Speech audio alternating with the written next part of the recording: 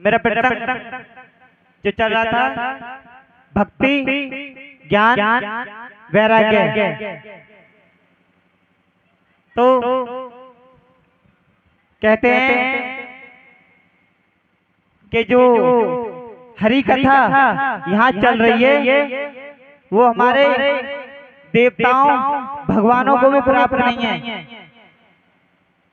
कहते हैं श्रीमद् भागवत का जो पाठ है ना, उसे सुनने से जन्म जन्मांतर के पाप नष्ट हो जाते हैं।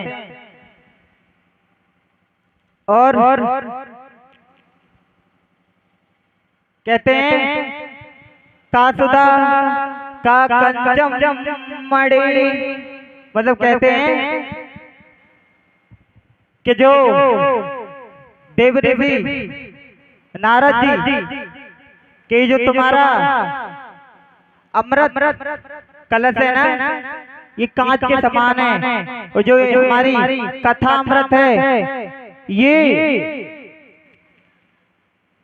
अमृत जन्म जन्मांतर के पाप को भी नष्ट कर देता है।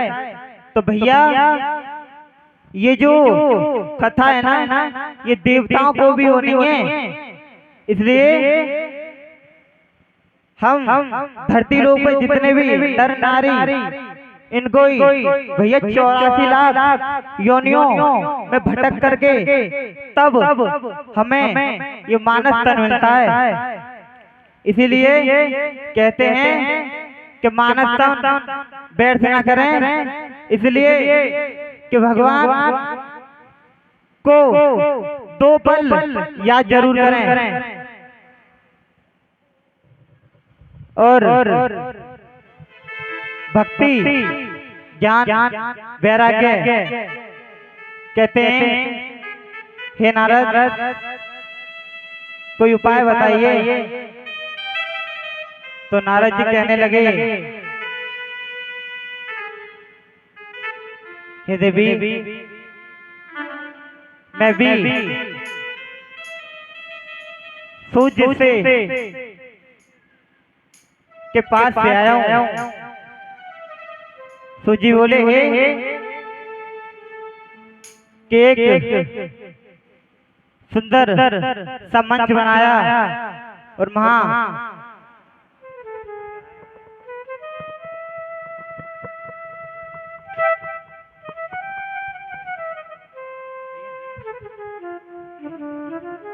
राधे।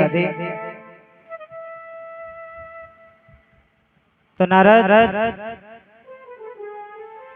ये जो मेरे पुत्र हैं ठीक हो जाएंगे ना? तो कहने लगे कि इनको आप श्रीमद् भागवत का पाठ कराइए, ये वैसे ठीक हो। बोलिए श्रीमद् भागवत महापुराण की जय। तो इस तरह से भक्ति ज्ञान वैराग्य श्रीमद् भागवत का पाठ कराया। जैसे भक्ति वृंदावन से आने से पहले बुढ़ापा था और वृंदावन में आके वो जवान हो गई, तो ऐसे ही तो भक्ति पे फिर बुढ़ापा आ गया। और जो उनके पुत्र पड़े हुए थे अचेत अवस्था में, उनका कल्याण हो गया। बोले गोविंद भगवान की जय।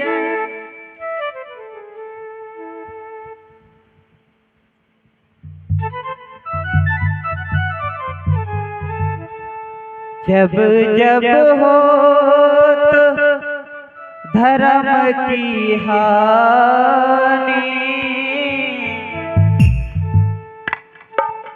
तब तब असुर अभिमानी, तब तब धरी प्रभु शरीरा। कहते हैं जब जब धर्म की हानि होती है तब तक हमारे भगवान अवतार लेते हैं।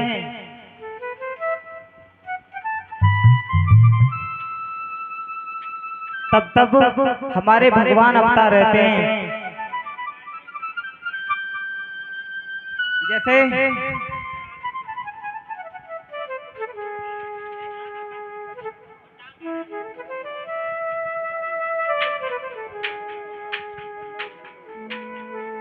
राधे और एक हमारे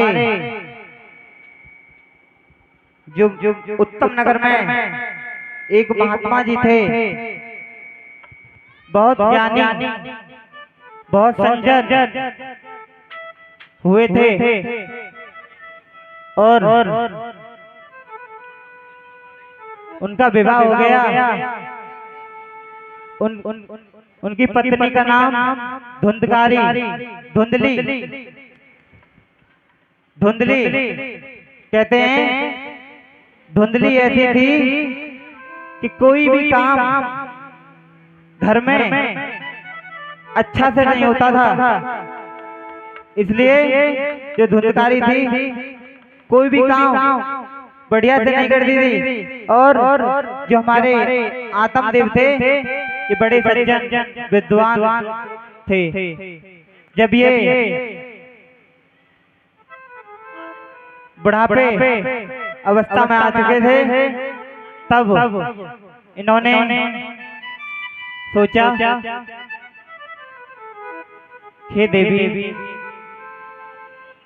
हम इतने दिन हो गए विवाह को और हमारे एक भी संतान नहीं है, एक भी पुत्र नहीं है। हे देवी, हमारा ये वंश कैसे चलेगा?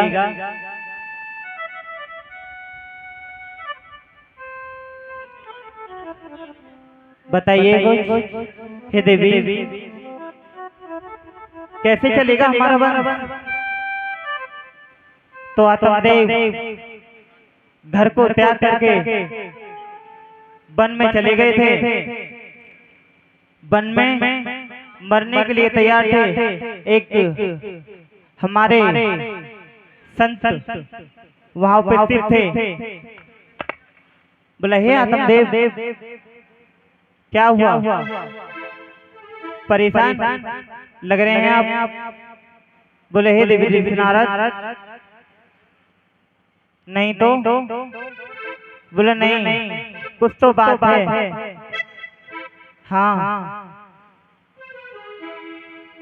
हाँ ऋषि, मैं बहुत परेशान हूँ। मेरे विवाह को बहुत वर्ष हो चुके हैं और मेरे कोई भी संतान नहीं है। संतान